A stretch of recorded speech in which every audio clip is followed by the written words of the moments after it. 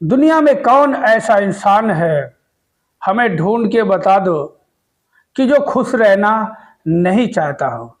चाहे वो खुद कितना बुरा हो, दूसरों को वो दुख करता हो, परेशान करता हो, मगर खुद खुश रहना चाहता हो। हर इंसान की ख्वाहिश होती है, तमन्ना होती है, कोशिश होती है, सपना होता है कि वो हर हाल में खुश रहे। मगर खुश कैसे रहे? खुश रहने के पीछे रहस्य क्या है? इस रहस्य को अगर आप जान लेंगे तो वास्तव में हर हाल में, हर स्थिति में आप खुश रह सकते हैं। बस रहस्य को जानना है। कहते हम चाहते तो है खुश रहना, मगर खुश कैसे रह सकते हैं? कहते हम चाहते हैं कि हमारे पास धन दौलत हो जाए, गाड़ी बंगला हो जाए, घर मकान हो जाए, अच्छा बिजनेस चल जाए तो हम खुश रह लेंगे। नहीं,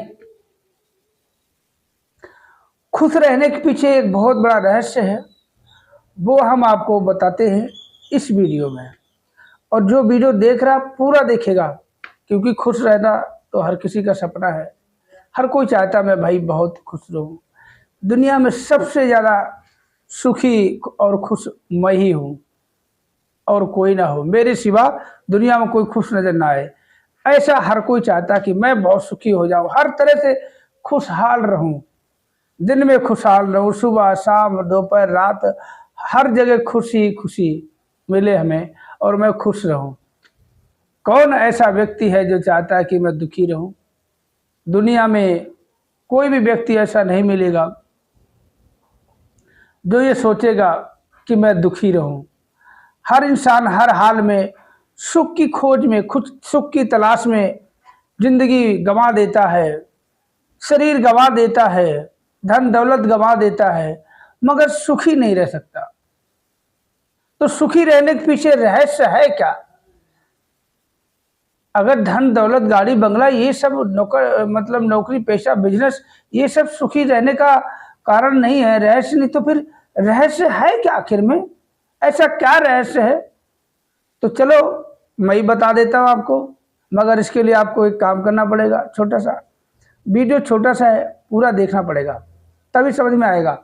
क्योंकि ऐसे रहस्य को बड़ी मुश्किल से खोजा है, खोजता रहता हूँ, कोई ना कोई बड़ी सी बड़ी बातों को खोजता रहता हूँ और आप जी के लिए लाता हूँ। मगर आप जी लोग देखते नहीं हो तो ये हमारी गलती नहीं है, हम तो पूरी तैयारी के साथ आते हैं। तो जो भी पहली बार चैनल पे है, चैनल को सब्सक्राइब जरूर करें, लाइक करें, कमेंट करके बताएं आपको खुश रहने का रहस्य आपको कैसा लगा। तो बताते हैं। एक गांव में एक बहुत बड़े संत महात्मा रहते थे, बहुत बड़े महात्मा और बहुत ही अच्छे संत महात्मा थे। और उनके पास बड़े दूर दूर से लोग आते थे अपनी परेशानियों को लेके, और वो महात्मा उन सभी लोगों की परेशानियों को दूर करते थे और उन सभी को मार्गदर्शन भी किया करते थे।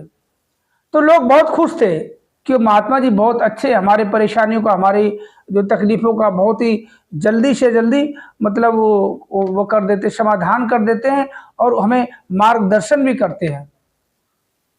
तो एक ऐसा कोई श्रद्धालु इंसान महात्मा जी का था, उससे रहा नहीं गया, तो उसने पूछ लिया कि महाराज एक बात बताओ, हम सब इतने दुखी हैं, अक्सर लोग परेशान रहते हैं, दुखी रहते हैं, खुश कैसे रहा जाए?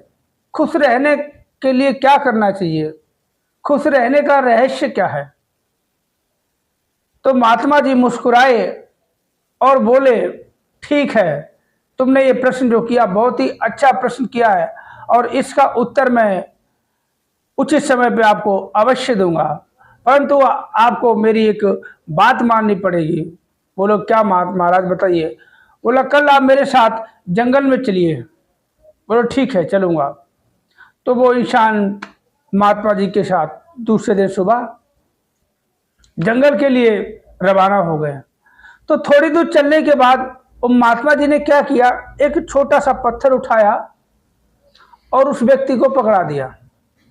बोला ये लो पकड़ो और चलो। तो उसने पत्थर को पकड़ लिया। पत्थर को जब उसने पकड़ लिया और थोड़ी दूर तक चला, और थोड़ी दूर चलने के बाद उसके जिस हाथ में पत्थर पकड़ा था उसमें दर्द हो गया। फिर वो चुपचाप चलता रहा, कुछ नहीं बोला। तो उसने दूसरे हाथ में पकड़ लिया, फिर भी वो चलता रहा, तो उसमें भी दर्द होने लग गया। फिर उसने दूसरे हाथ में पकड़ लिया। मतलब ऐसे करते करते करते करते उसके दोनों हाथों में बहुत तगड़ा दर्द हो गया। अब उससे रहा नहीं गया। अब उसका सारा ध्यान जो अब महात्मा जी के साथ चलने की बजाय, और महात्मा जी कहाँ लेके जा रहे भूल गया। अब उसका सारा ध्यान उस पत्थर पे आ गया। यार बड़ा तकलीफ दे रहा, महाराज जी ने पत्थर पकड़ा दिया अपनी मर्जी से, इसको फेंक भी नहीं सकता हूँ, कभी इस हाथ में तो कभी इस हाथ में, और दर्द के मारे बेचैन हो गया। जब उससे रहा नहीं गया तो महात्मा जी से कहने लगा कि महात्मा जी, हाथों में बहुत तकलीफ हो रही, बहुत दर्द हो रहा है, क्या करूं?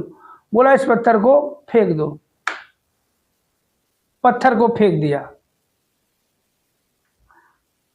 तो बोला महात्मा जी ने, अब ये बताओ अब तुम्हें कैसा लग रहा है? बोला महात्मा जी बहुत ही अच्छा लग रहा है। बोला मिला तुम्हें कुछ उत्तर? बोला महाराज मैं कुछ समझा नहीं। बोला जब तुम खाली हाथ मेरे साथ आ रहे थे तो क्या हुआ, कैसा लग रहा था?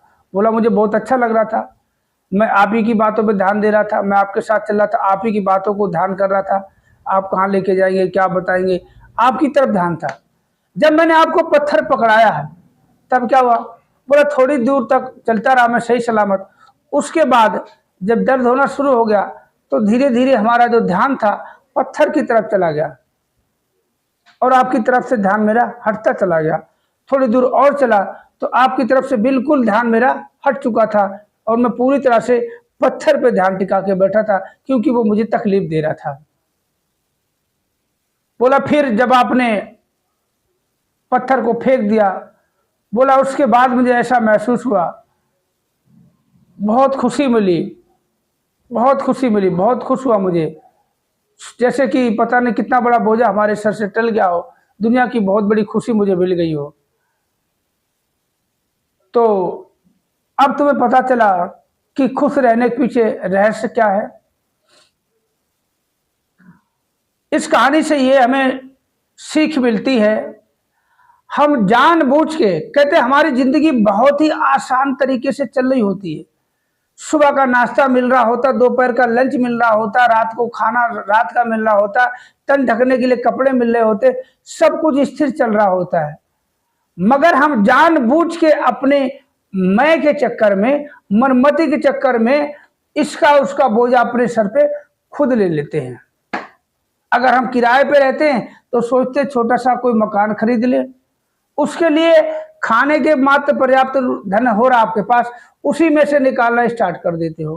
थोड़ा सा और मशक्कत करते हो, 4 पैसे की और कमाई करते हो, और मेहनत करते हो, तो जानबूझ के हम 2 से 4, 4 से 8, 10 से 16 से बढ़ाते जाते बोझे को, और वो हम पे भारी होता चला जाता है। तो हमारा ध्यान एक परमात्मा से हटता जाता है, हमारा ध्यान इस संसारी भौतिक पदार्थों में चला जाता है, और यहाँ हमें दुख के सिवा कुछ नहीं मिलता है। हमें सुखी रहना है तो क्या करना है? जो हमें बहुत आसानी से पर्याप्त है, कहते जो पर्याप्त है उसी में आप खुश रहो, और परमात्मा का शुक्र मनाओ कि हे परमपिता परमात्मा, तूने ये 2 हाथ दिए मुझे काम करने के लिए, तेरा लाख लाख शुक्राना। तूने ये 2 आंखें दी हैं, इस तुझे तेरे दर्शन कर पाऊँ, तेरी बनाई हुई सृष्टि के दर्शन कर पा रहा हूँ, तेरा लाख लाख शुक्रिया। और तेरे ये पैर दिए हैं, चल के हम तेरे धाम पे आते हैं, चल के सत्संग जाते हैं, चल के लोगों की सेवा कर पाते हैं, इसके लिए तेरा लाख लाख शुक्राना। ये शरीर इतना सुंदर दिया है, इस शरीर से इतनी अच्छी अच्छी मतलब दुनिया में हम चीज़ें देख पा रहे हैं और पहचान बना पा रहे हैं, इसके लिए तेरा लाख लाख शुक्राना। तो बस यही है कि हर हाल में परमात्मा का शुक्राना बनता है, शुक्राना बनता है।